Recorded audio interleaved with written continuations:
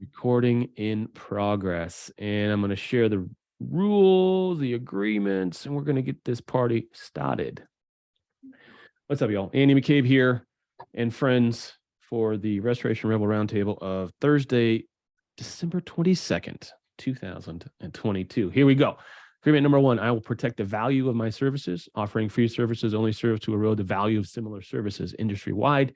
Agreement number two, I will practice incredible transparency. I will explain the claims process to my client. I will not hide pricing details or falsify reports. I never communicate with an adjuster without also communicating with my client. Agreement number three, I do not believe in competition. The restoration companies in my market are part of my community. Amen. I will be an active member of my community. It is our unbreakable unity that will create the change that we strive for. In agreement number four, I am willing to walk away from any project, client, or contract that is not compatible with my values and stated mission. No relationship is worth losing money, sleep, or my humanity. I got out of bed this morning with a burr in my saddle. And so I had an exciting conversation with a good friend of mine who runs a restoration company out of Vancouver. No, he's out of Portland.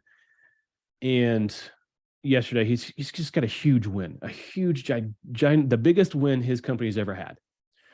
And the way he went about it was being 100% non-fucking compliant with whatever the carrier wanted to demand. And it was a textbook case. So I'm hoping he's going to come on. I'll explain that a little bit later.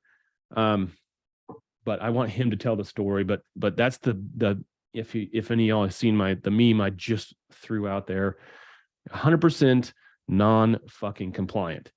And I think we can all learn from this story. And I'm sure Brian has similar stories of just being non-compliant.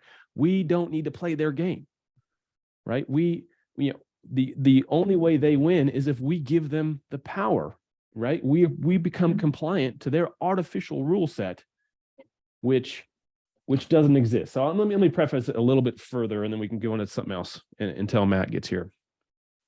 So in this, what's our number one rule in the world? The number one rule is the rule of law. All right, that's the only rules we have to follow. Really, at the end of the day, is the rule of law. Specifically with insurance claims, it's contract law, because the insurance policy is a contract between the insured and the insurance company. So why is the insurance policy such a poorly written contract? We as contractors, and I'm actually going to get my contractor's license here shortly, hopefully January. As contractors, we have guidelines and we have goalposts which we have to stay in between when we're doing things like putting together contracts. I mean, if you've ever done a contract to build anything in California, that contract package is 1,800 pages long, between the lien notices and all this other stuff. Why is it that contract is so regulated and so limited in scope? It's like, this is what you have to do. But the insurance contract, the policy, is just intentionally just vague and just, it's a zoo. Okay, Matt Ballou is here. Let's get him promote to panelist. So anyway, it doesn't make any sense that we are following these rules, that we're not even a party to those contracts. We're contractors. So Brian, you got some, I can tell you got something to say.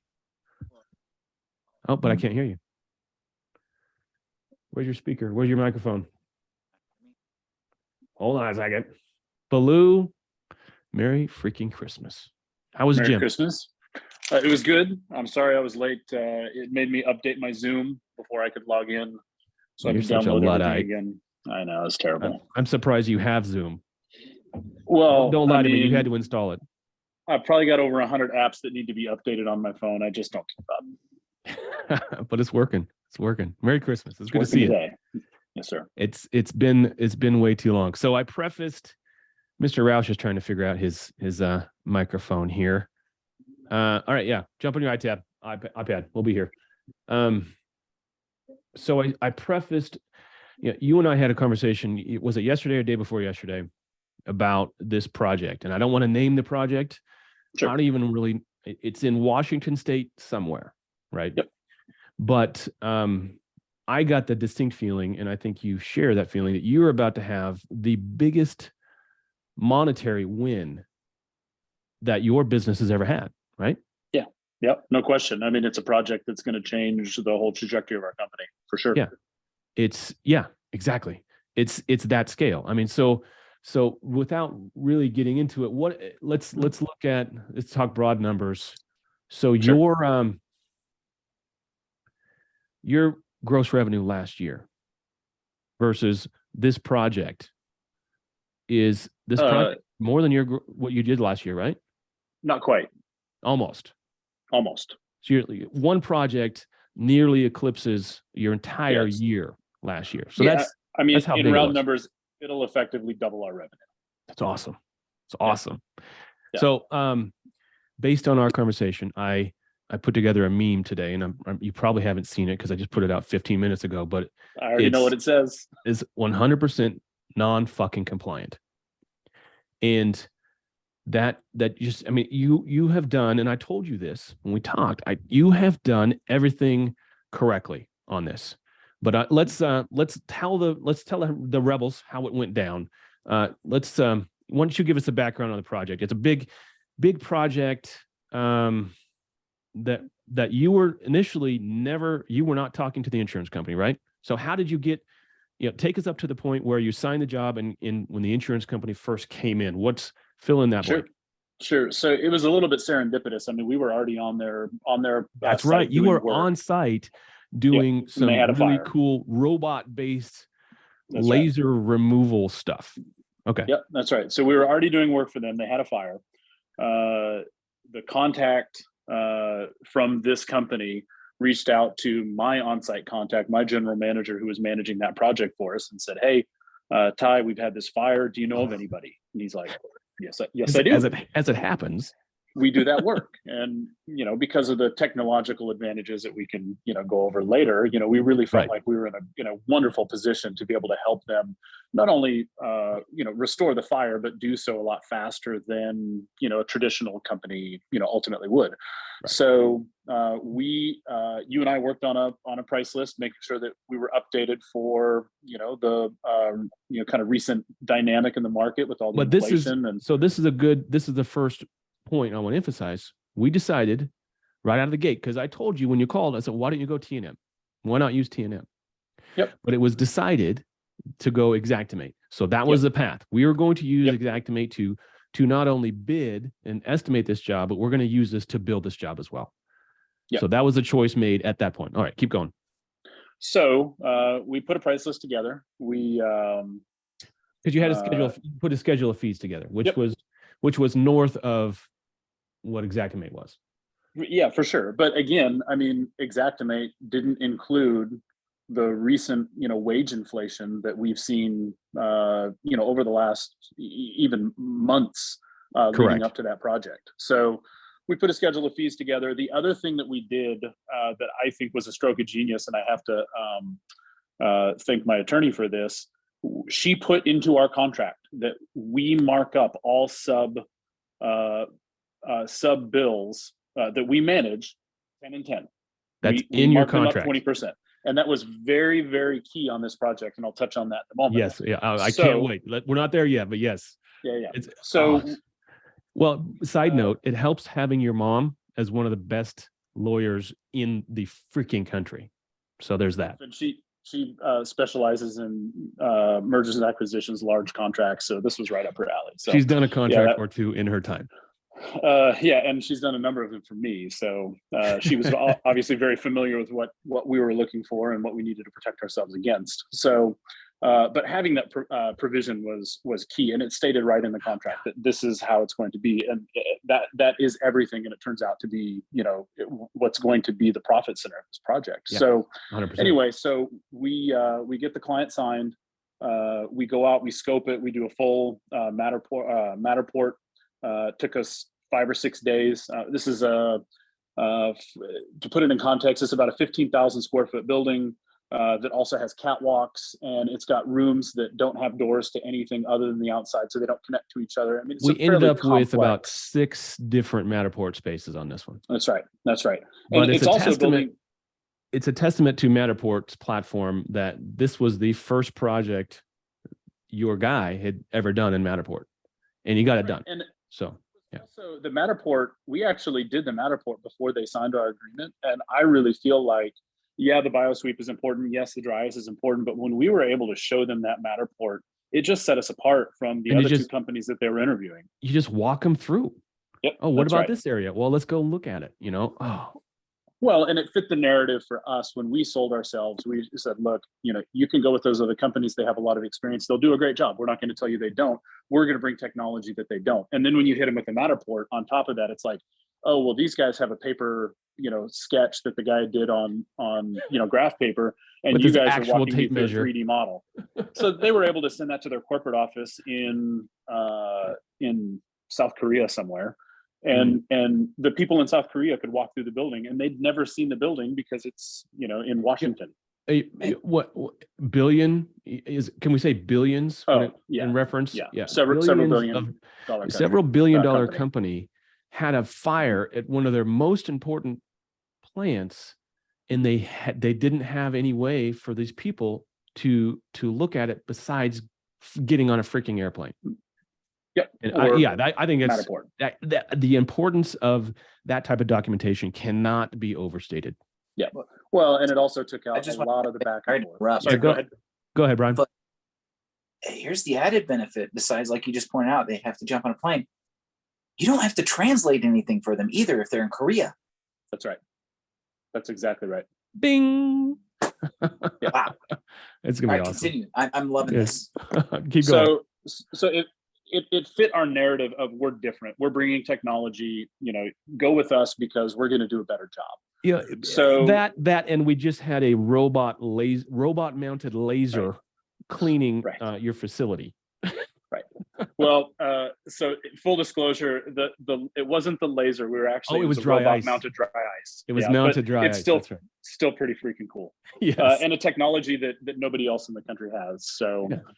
So they signed the project, and project begins. Everything is going great. Everything is that couldn't be going better. In fact, at that point, had we been able to quantify the electronics cleaning? Yes. ERS had already been through. That's right. And so we knew that number, and that's not a small number. I don't know if you want to talk about. If you want to talk specific numbers, but you can give round numbers. Yeah, it's 7 figures. Yeah. So, the electronics cleaning, sub cost for the electronic cleaning was 7 figures. Yes. And that will be the largest cost. They'll dwarf the work that my team did. They'll dwarf the work that anybody else did. So, But when you're working on equipment that you literally cannot replicate. Yeah, these machines were built in the 90s, early 90s, and you can't replace them. They're worth a couple $1 million a piece, and there were 44 of them. So, it's a big number because in order to replace them, you have to retool their entire plant. It's not just the equipment, and these are in a level 10,000 clean room. Yeah, it is. It was very critical that we were able to clean those, and I think out of 44 of them, ERS was able to clean 43 or 42 of them. There were 2 that were just toast. Well, they got burnt. One of them was the cause of the loss, I think. One of them was the fire source. No, but it was right next to the cause. Oh, okay. The cause was a normal run-of-the-mill 110 outlet that had a short. And get out. Yeah, it was just an outlet on a wall. Wow. Caught some stuff on fire and all right. So you won them over. You made the sale. You got the contract. You've got the Xactimate document to back up that contract to quantify. Your scope of work and the price agreed to for that scope of work. And then you start to get to work, but then how many days did it take before, I'm going to call him Boss Hog, showed up? Sure. So longer than you'd think. We were on that project for almost 6 weeks before we really got any resistance. 6 weeks before the carrier sends their representative. That's right. That's right. And there were all sorts of questions about business interruption. There were questions about, sub costs. There were questions about all of these things. So the carrier comes out, they send their adjuster. The adjuster brings in a consultant. There was another carrier that insured the equipment. They bring in a consultant, and then that consultant brought in another consultant. So we had 2 adjusters and 3 consultants on this one project. For the love of Never God. seen anything like it. Never seen anything like it. But so, from date of loss to then, because how many weeks did it take for you to sign it? 4, right? yeah, that's about right. So a month before you signed it, 6 weeks after, so that's a month and a half, 2.5 months. 2.5 months. That's about before right. After the carrier got notice, the carrier decides to respond. That's right. That's right. So they send in That's on them. They send in their consultants, and we start getting all sorts of requests. Requests exactly like that you would expect them to. We want to see the back end. We want to see your price list. We want to see your price list. We want to see your sub costs. We want to see your labor timesheets. Yep. Blah, blah, blah, blah, blah. Yep. All of it. So they wanted to see all that. And then I get an email saying, well, you need to bill this as time and materials. And I said, well, 6 weeks in. 6 weeks in, they're asking you to fundamentally change the nature of the contract you have with your client. All right. I'm adding color commentary here. No, that's great. That's exactly right. And you and I had some conversations. I reached out to another public adjuster that I've done quite a bit of work with. Dude, I about came unglued, man. I just about lost my freaking mind. I was mad. Yeah. Oh. I talked to my attorney, and the advice that I got from my attorney was, look, you've proceeded under this, kind of set of rules that your client has agreed to. This is what the contract says it's going to be. And you paid subs based on this. You paid sales commissions based on.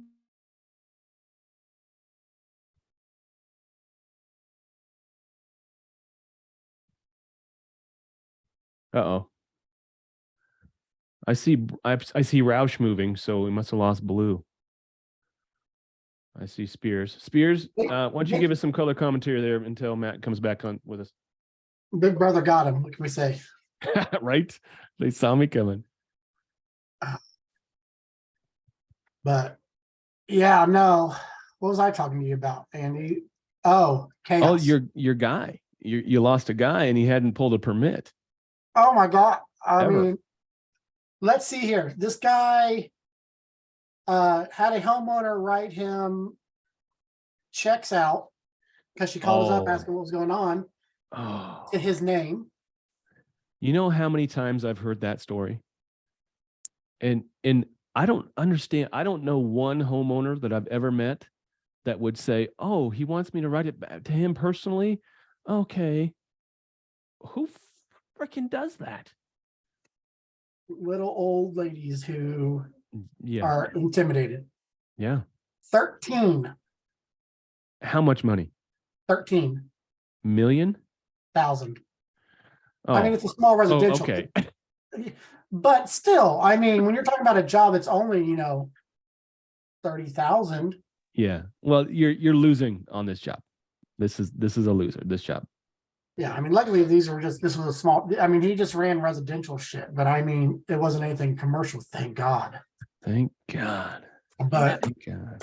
Had homeowners write checks to him directly. He, like I said, got a ding ding. tore roofs off and put them back on and never got permits. Then we're a year later, and our client has till the end of this month for ALE, and there's no drywall up in the house. Man, and this is why people get sued. This is why we can't have nice things. It's just. Well, you want to know the best part? You want to know why we know that there was no permits drawn? Because it's been a week now, and last night he told the homeowner, "Oh, I don't work for you guys anymore, and good luck getting your house back together again because nothing's up to code." I was like, what drives a person to that point? I mean, that's just 100% douchebaggery. I mean, it just. what's the upside for him? I mean, short-term upside of a little bit of money, but really long-term, Not a clue. that guy won't work for, if we have anything to do about it, that guy won't work in this industry anymore, ever. Well, you guys do know I have a blacklist going, right? Oh, trust me. I mean, trust me. I've already let a few people around know that if my name, like if somehow like I'm listed as a reference, like to call me because of it. Because yeah, I mean, people Yeah, do I've got crazy shit. I've got a site where you can, it's not anonymous, but you can just put in those folks that you want to warn people off of. And well, I think we should all start checking that list. So Mr. Ballou, are you back with us? I see your name in my list here. Yeah, I was enjoying his conversation there. I kind of have a project going the same kind of direction. Okay. It's not very big or anything like that, but still at the same time, I completed a project for a financial company. They paid us directly, used my own pricing list, etc. Now almost 6 months later, an adjuster calls me up and says, "Hey, I need your breakdown." And because you're overpriced, nothing's up. And I'm like, "Hey, we're paid full. I'll send you all that stuff." And he proceeds to go, "Well, I'm going to let the property owner know that you're not being you're being combative Ooh. and not compliant." And I said, "To what? To what exactly?" I have nothing to do with you. My files are closed. My job's been closed out." Yeah. So can they really even do something like that? Come back 6 months later after the property owners paid them in full? Well, you're asking the wrong question. They can do whatever the hell they want. Right? Exactly. Doesn't exactly. mean doesn't mean it's gonna fly. Of course he can. They can ask whatever the hell they want. And they do. And Right? we end up in positions where, as restorers, we are negotiating against ourselves. It's a no-win.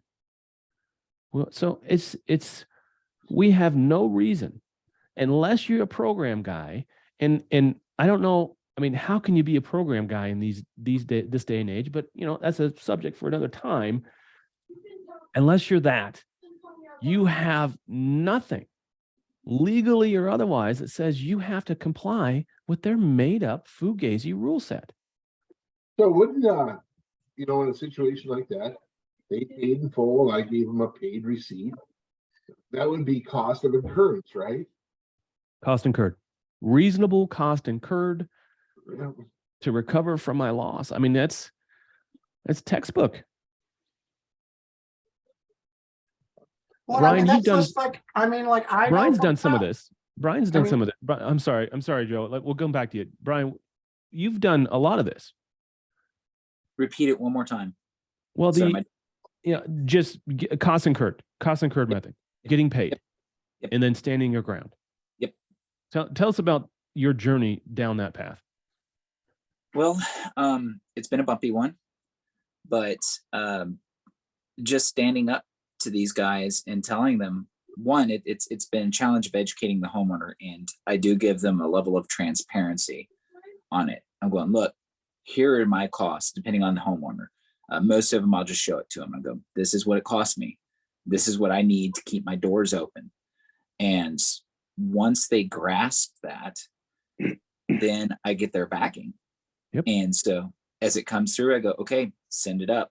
And you told them, you were a fortune teller.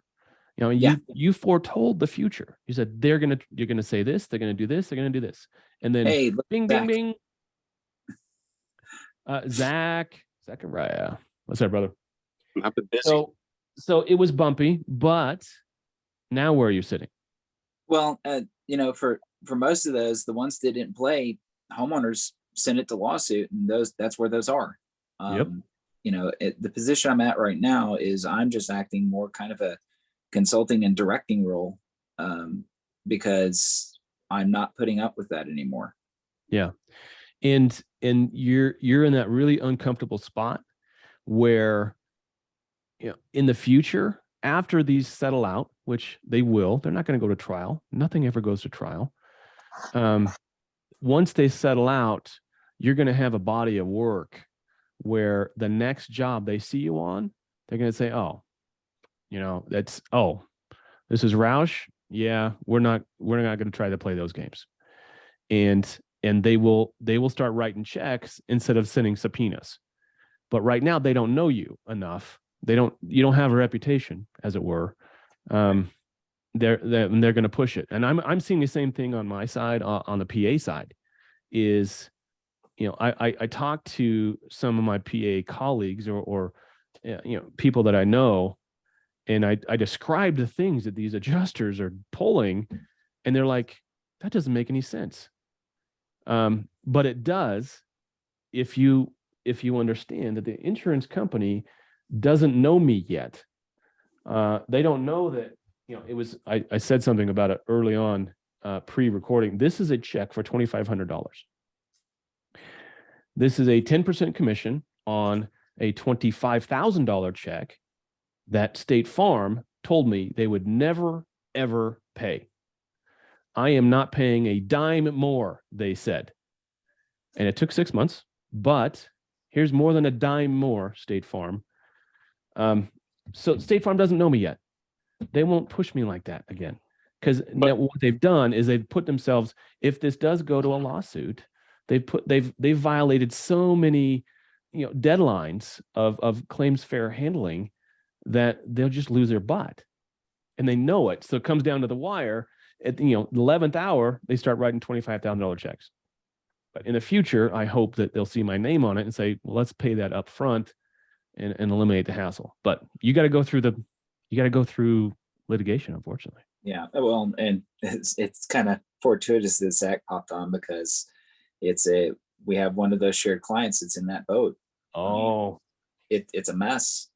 And thankfully, thus far, the new winter storm that is rolling through Texas at the moment is not as bad, even though the pattern looks the same as February of 21. Well, there was some other dynamics, right, involved with, you would hope they had re-engineered something so that the same thing couldn't happen again. It's Texas. Come on. It's politics. Okay, you're right. You're right. It's money. So Ballou, you're here. All right, talk to me. Ballou back. So Brian's point, and I don't want to move off of this because it's a critical one. You have to get the homeowner's buy-in in order to have this, because if the homeowner will not stand up to their insurance company, you can't stand up for them. And that's a critical piece. That's the one thing that is saving us on this project. And I think Brian would tell you, like, the ones that are bumpy are the ones where the homeowner's wishy-washy. The ones that it's like, well, you know, it might be a little bit of a fight, but ultimately we know we're going to get paid fairly quickly. It's because the homeowner is willing to say, hey, you know, Mr. Adjuster, you know, this isn't right. And, you know, we're just going to file a bad faith claim. So what do you want to do here? The homeowner is the only one that is party to that contract. That's right. The insurance policy contract. And that's, we are operating, we are not restorers. We're implementers of contract law. That's what we do for a living. And we are only as good and only as rich or only as protected as the contracts we have. Yeah, I'm gonna pull that out and quote it. Yes. All right. So where were you, Mr. Ballou? They had just sent out the freaking parade of consultants. So I sent a very nice email, very professional, and I just truthfully, and I just said, hey, look, you know, I appreciate you know, your interest in this project. I appreciate that you represent the insurance company. And of course, they want to assure me that they're not there to hack my bill. They're there to make sure that it's fair, blah, blah. You know, that was, can we get a Boss Hog quote? Oh, exactly that. He said, I'm not here to leave off sections of your bill. I'm here to make sure that you get paid. Bill. I mean, he actually tried to play nice. He's like, I'm here to make sure you get paid. And oftentimes you get paid more because I'm here, not less. Oh, wow. Yep. Wow. Did he at least buy you dinner before he tried to? No, Do you like He that? did not. No, he did not. So in any case, so he says that we've got to go T&M. He says that we have to do all these things. I sent him an email so that he had it in writing. And I said, hey, look, I appreciate who you represent. I appreciate, your interest and what you're trying to accomplish. Ultimately, you're not my client. My client is who our client is. If they choose to provide you with any of this documentation, that's going to be, completely up to them. But, ultimately, I have an agreement signed with my client that says that we are going to bill this based on an Xactimate price list that they have signed, that we are going to mark up our sub bids 10 and 10. And this is how we're going to proceed. And So I have never received a response back to that email. You never did? No response back. And it's been 6 months. Of course. 5 months. So one key point of your contract is the Xactimate PDF portion of that contract was only there for backup. That was not the lion's share of your contract. Yeah. And I think where a lot of especially newer restorers go wrong is they rely on that Xactimate printout in some sort of opening statement, and that becomes their contract. Right. But there's no one in the land that has a 9-page opening statement. It's all 1 page. So how can you get all the proper things you need in a real contract on a cover sheet on Xactimate PDF? You can't. Exactly. Brian agrees. You can't do it. And when you do it, you're only asking for trouble. You're asking to be tore up. I mean, most of those single sheet contracts are not valid. They're not valid because there's just dumb rules about certain typeface and settings and size and certain subsections that have to have very particular language, and it doesn't exist in the vast majority of contracts that are out there. No, it really doesn't. I mean, that's why I don't like that it's $900, but Ed Cross's contract package is probably worth $900. I mean, it's tits. All right, Mr. Ballou. So you haven't heard back, but you haven't heard a response to the email, but you've heard from them. Tacitly, yes. We got a response, and the response was, we are going to inundate you with requests for information. They asked for justification for all of the sub bids.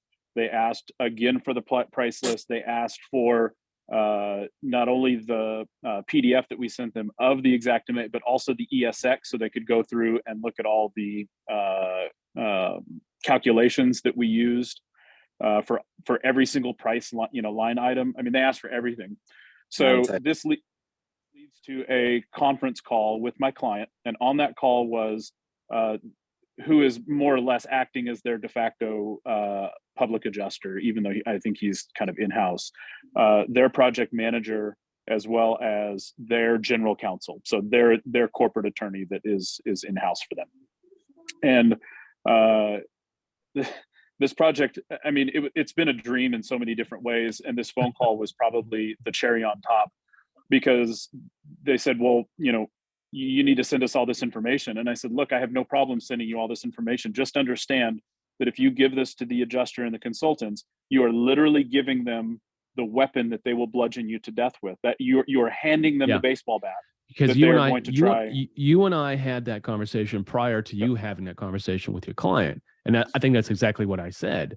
I said, you are handing them the bat. You're handing them the bat that they're going to try to beat you to death with. And so what they say?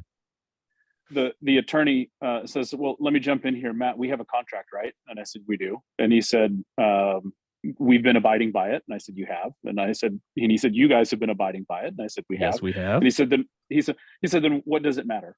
Because we're going to pay based on the performance of the contract. As long as you perform on your contract, we're going to pay you. Our fight is not with you. Our fight is with the adjuster. And like all the weight in the world lifts off my shoulders, because again, to Brian's point, I don't have to explain to the client that they need to stand up for themselves. Now they're sophisticated, right? This is $1 billion company. This is not a homeowner, with a 2,000 square foot home that, just went through a fire and is an emotional wreck. I mean, these guys are very level headed at this point. So, I mean, it couldn't have been more of a dream, but I mean, they get it. They understood, like, we have a contract with them and I don't play a part in their insurance. I can help them, fulfill these requests if they so choose. But ultimately, how they choose to proceed with the insurance adjusters and consultants is going to be up to them. And largely, that is how it has been. Now, they came back and asked for the Xactimate. I gave it to them. They have since passed that on. I know that has led to a number of questions, but none that we couldn't answer. Not only did they ask for the Xactimate, the ESX, they asked for an Excel export. Yep, So they sure did. They didn't. It wasn't good enough. We gave them the entire ESX file. They came back and said, no, we want the Excel spreadsheet version of that Xactimate file. And do you think that was a test to see whether or not we knew how to do that? Because if they had the ESX file, why would they need, and they could have done their own export. And that was my first response. Is they had the ESX, let them do their own fucking export. Why do we got to do that for them? Either it was a test or they don't have Xactimate. It's one or the other, which either one seems laughable for different reasons, right? Yes, because Boss Hogg works for a very big company. Yeah, they're fairly well known across the country. So fairly well known. I can't imagine that they don't. So I've made the mistake before, by the way, of naming names in this particular situation, and I've received no less than 2 cease and desists. So I'm not going to name who the consultancy is. Yeah. There's no reason to do that. And you know what? Look, we as restorers need to keep in mind these guys are playing the game, and they're playing the game the best way that they know how. They're professionals. They are professionals. They represent the insurance company and NFL level game playing. Yes. You and I had this conversation 2 days ago, and I told you their goal is to get you to play the game. And if they can get you to play the game, then they win. And the only way you can win is to not play the game. The only way to win is to not play the game. I'm going to say it one more time for clarity. The only way to win at this game is to not fucking play it. Don't stop playing their game. Right.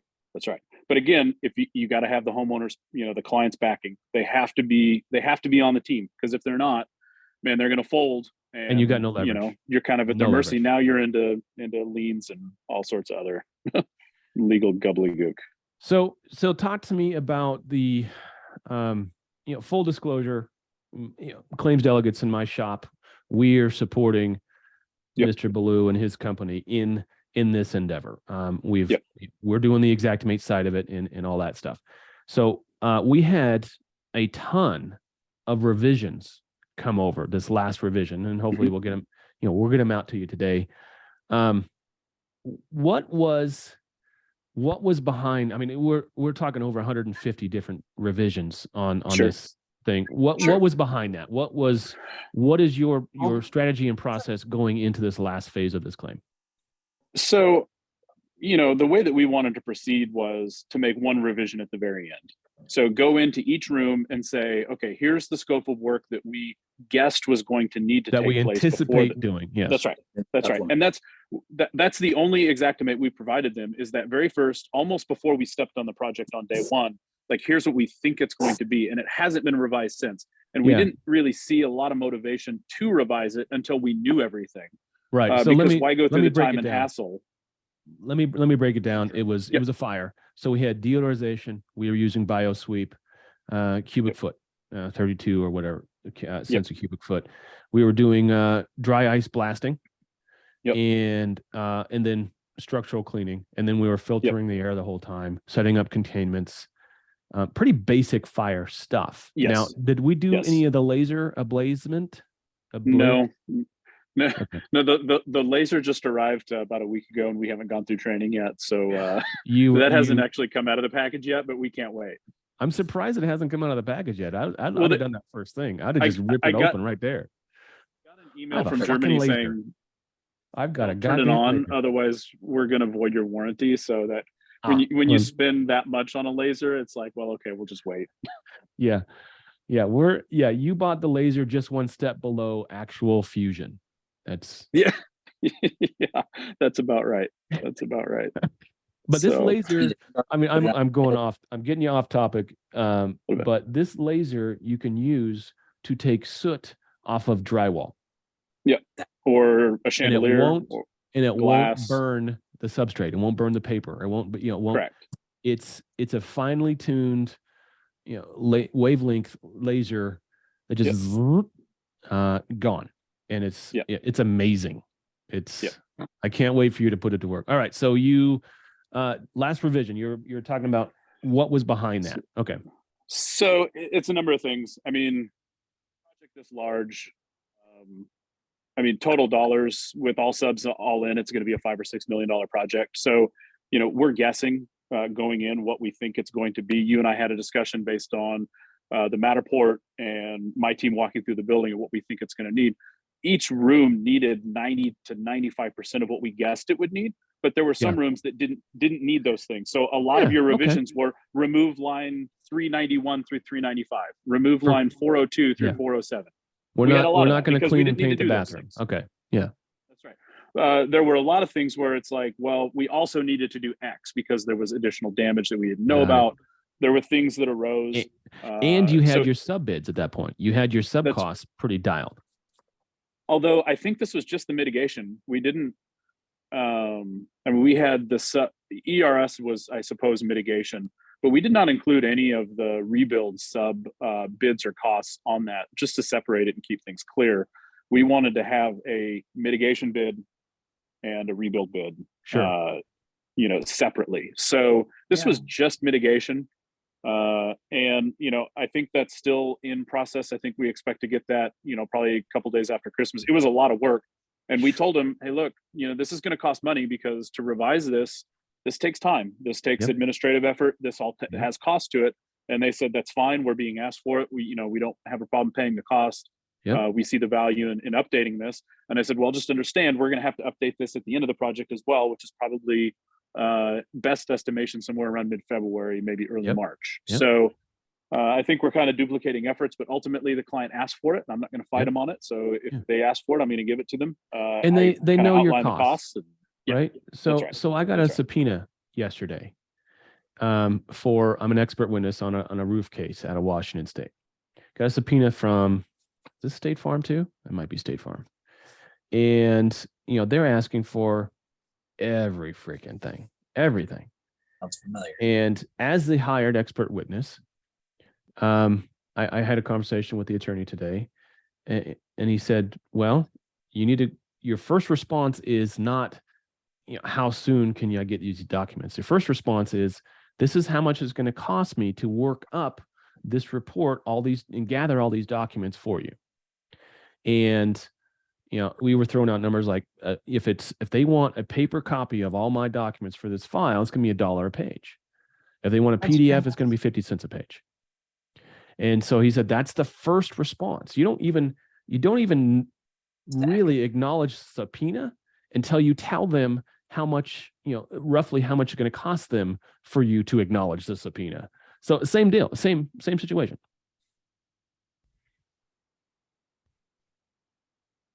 Oh, did I lose you? Did we lose No. them? Oh, there. I'm here. I was nodding my head. My video restarted, so I was. So where I think this is going to end well. Where do you have high hopes? Obviously, I don't want to jinx them. I'm gonna knock on some wood. When do you think you're thinking you're gonna? Well, first off, you're not even done with the project yet, right? You got another month. Project's not complete. Yes, we've got. ERS has another probably 3 weeks of work to do. We've already rebuilt half of the building, so all of the mitigation work and the rebuild has been done on half of the building. All the mitigation, about 80% of the rebuild has been done on the other half, the source area that was more badly damaged, obviously. There's still work to be done, but they continue to pay their invoices. I will tell you, I turned to my GM at one point and I said, a project this large, this is too easy. Something should have gone wrong by now, and nothing has. Again, knock on wood. Right. But we've been very lucky. The other piece to this that I can tell you that has just been a godsend is a little bit off topic, but we're all restorers and everybody's going to nod their head when I say this, but your project manager will make or break you. My project manager could not have done a better job. It is not possible. This is, like I said, this is a $5 or $6 million project that we were ahead of schedule on, which is unheard of for a project that large. Everybody's behind schedule. We were ahead of schedule on that project until we ran into a supply chain issue on some HVAC equipment that simply was not available. And the client wanted to be in by X date. We were going to get him in by X minus almost 10, so almost 2 weeks early. Wow. Now that got delayed, unfortunately, because I mean, from day one we were trying to source these HVAC parts, and the lead time on them was 180 days. There's nothing we could do about that. But ultimately, everything besides that was done 10 days ahead of schedule on what amounts to 3 months worth of work. And all the credit goes to my team, not only in the office, but also my GM who handled the project management on site. I mean, your project managers, they're worth their weight in gold. If you have a good one, do everything you can to keep them, because they will make or break your success.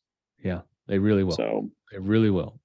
It is the crux position in every restoration company. It's the rubber hits the road. Yeah. And it's so hard. It's so hard to get right and keep those folks. And then you get people that work for Joe Spears that you start having homeowners write personal checks to them. God, I mean, I've heard like that I said, story. make or break you. Yeah, no work for me. Trust me there. I've heard that story, more times than I care to hear it. I mean, they're in such a position of power and influence, and if they've got anything personal, like they got drug issues, they got alcohol issues, they got family problems, they got debts, right? Those are going to bleed over, and we have to, to a certain extent, we've got to hand them the keys to our kingdom, because we can't hamstring these folks, right? We can't be the bottleneck for these guys that are going to go out and get it done. But in the same way, they hold the keys, and they can really get, the wrong guy can really bury a guy. I hate it. That's right. So Davidson, why don't you tell us about I'm going to have Mr. Zach tell us about his 2022.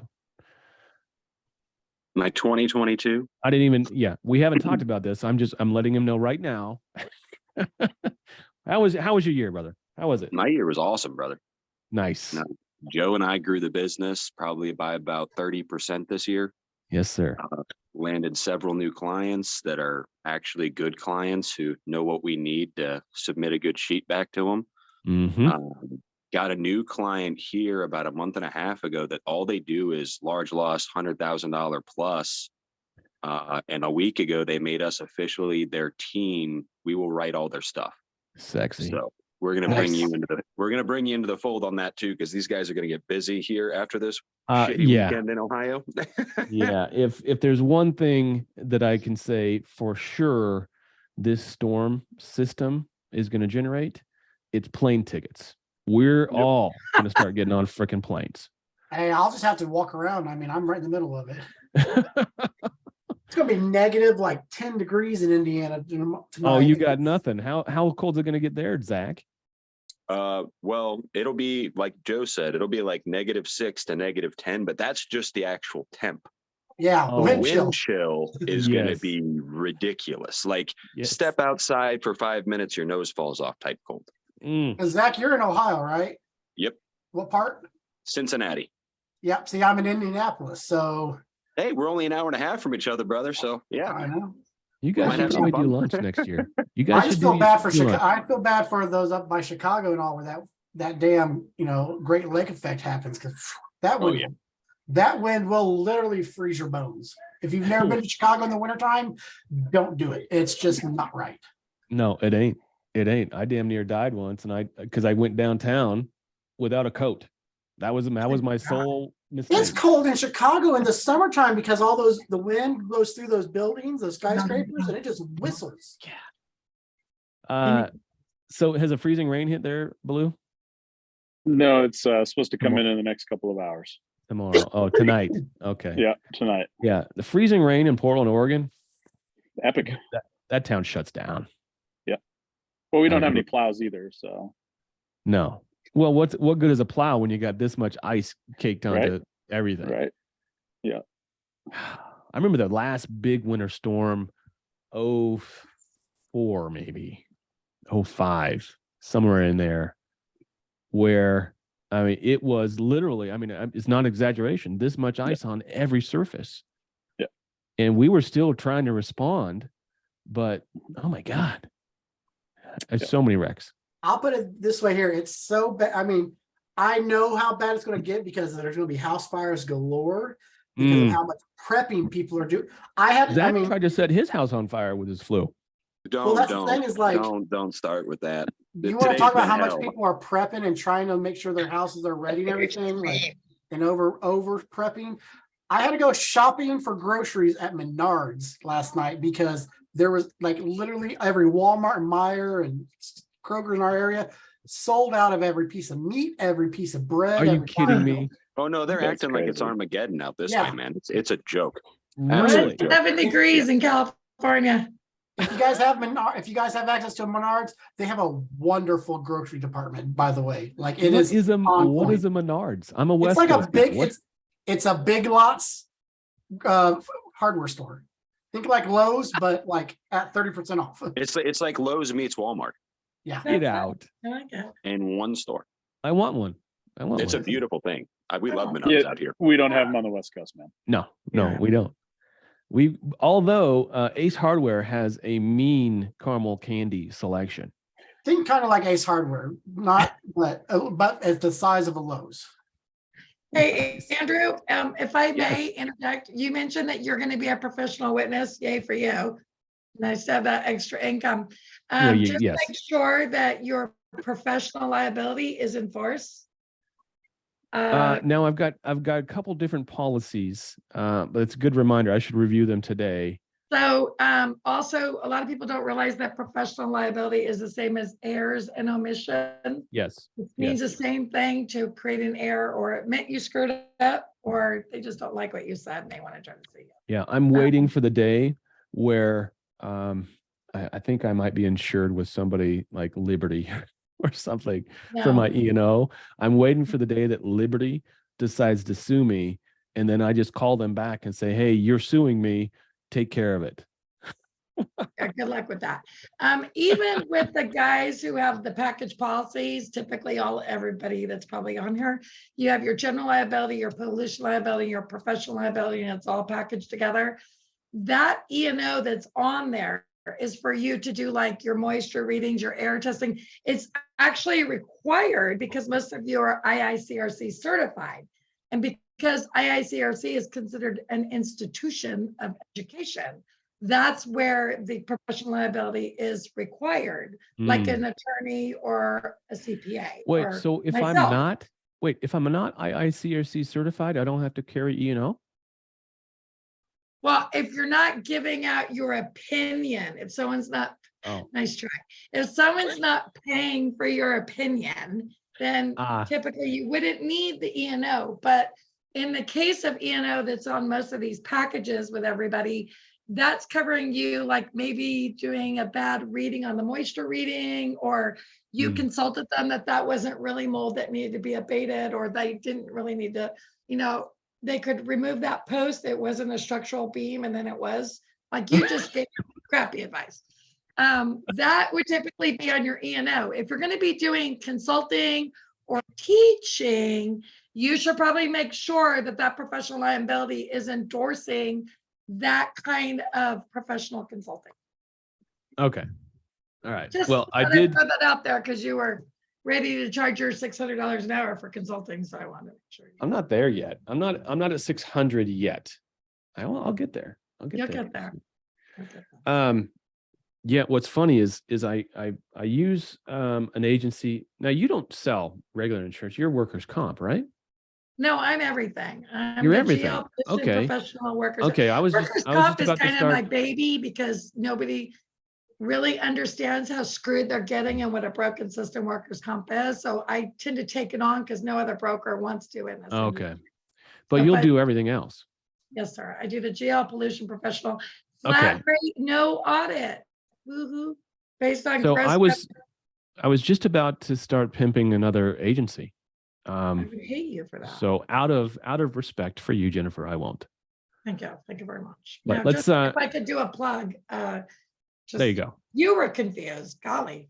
Okay, so there's about 2,500 insurance company in the United States. Out of those 2,500, there's probably 5 that want to play with fire, water, mold, lead, or asbestos. Well, Out of those 5, there's only 2 that will also allow you to write workers' comp with them, but Okay. that's only if they get the general liability also. Typically, if you're a fire water guy, you might have started out as a carpet cleaner guy or a general contractor. So you might have separate policies, but there's really no need for that anymore. And you don't have to have your general liability audited based on your payroll or your subcontractor fees, or you can get a flat rate, no audit policy based on projected gross revenue. So if you project that you're going to do 5 million this year, and then you say, hey, Jen, we're just going to do 5 because here's my P&L balance sheet. It just says 4.8. Wow. And that's what I'm going to say. And then let's say you kick butt and it's the storm season and you guys end up doing 6.5. That carrier can't come back at the end of the year and be like, hey, by the way, we only charge you for 5 million. We want to collect on that other 1.5 million. They already made that deal. It's but that's what rate, no that's audit. exactly what my carrier did this year. That's exactly what my carrier did this year. How bitchin' was that? Not cool.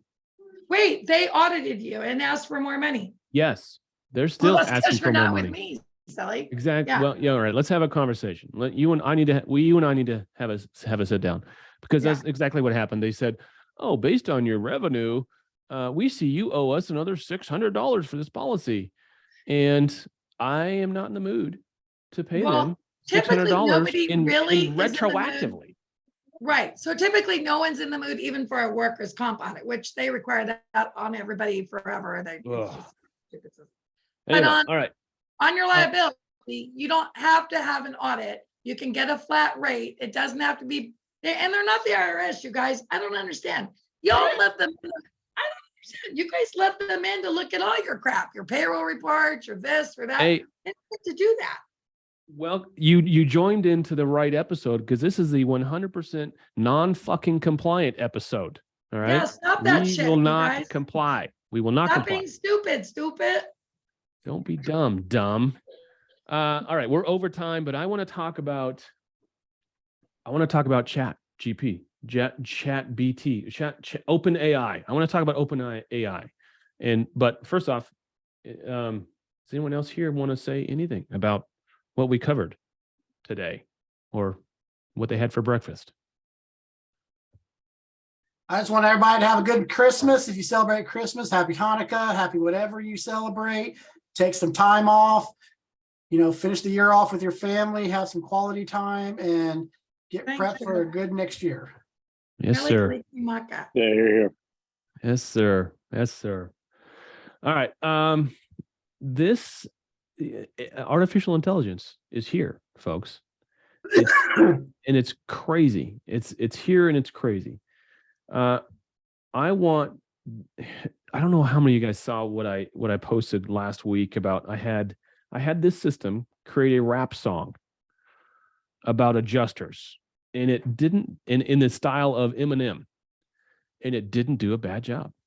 Damn, but let's say here, the examples here says explain quantum computing in simple terms, but here's where it really gets cool. Here's the capabilities. This system remembers what users said earlier in the conversation. So this is like Google, artificial Google that remembers what you just asked it and can augment that. So it's trained to decline, allows user to provide follow-up corrections, right? So let's just say write a nursery rhyme. I don't know how to spell rhyme. Oh, okay. About a fire at Christmas.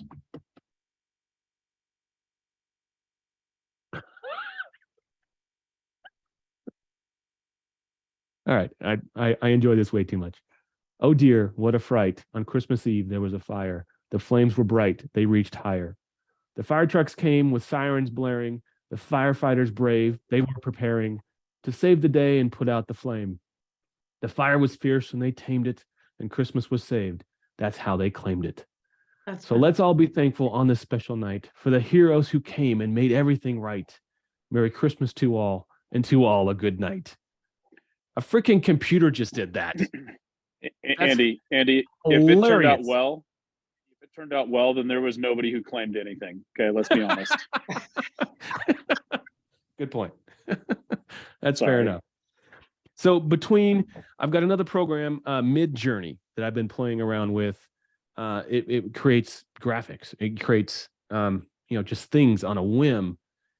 The age of artificial intelligence is here, right? So there is a day, it might be today, where you could ask a computer, to write you a sonnet or prepare your graduate thesis or do well as other stuff, right? And we're real close to, like, I want to put my face on the president's body and walk around and say shit.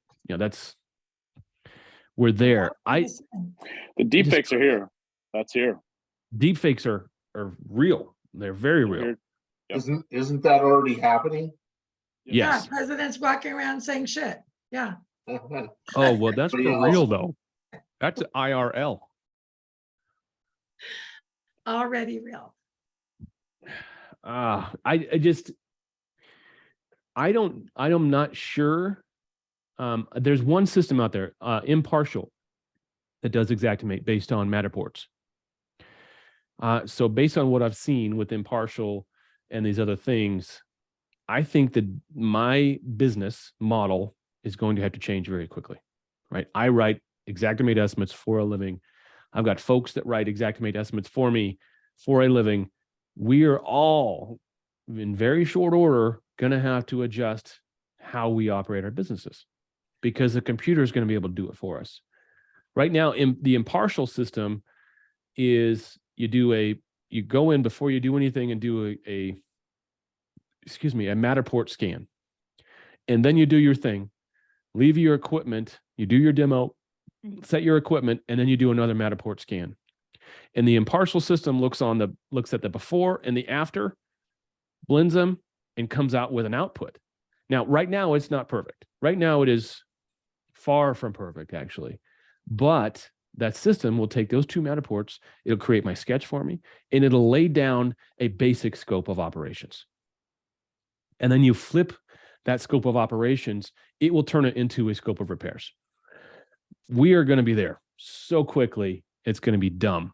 And if it happens too quickly, I'm going to be asking all y'all out there for jobs because I am going to be unemployed at that point. Yeah, but don't you think insurance are just going to say AI wrote that sheet? We don't accept AI written sheet. Come on, Andy.